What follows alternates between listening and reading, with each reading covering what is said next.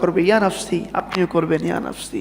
কিন্তু আপনি যদি দুনিয়ার সব কিছুর চেয়ে, ইভেন আপনার জানের চেয়ে যদি আল্লাহর হাবিবকে বেশি মহাব্বত করেন, আল্লাহর হাবিবকে বেশি ভালোবাসেন, আল্লাহর হাবিবকে বেশি একদম সবচেয়ে জানের চেয়ে যদি আল্লাহর হাবিবকে ভালোবাসেন, তাহলে আপনার হাসরটা হবে নবীজির সাথে।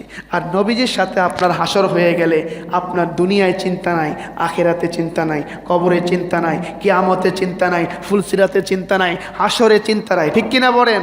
ঠিক কিনা বলেন? যার সাথে নবীজির হাসর হবে ওই ব্যক্তির কোনো চিন্তা আসেনি। প্রিয় ভাই আমার,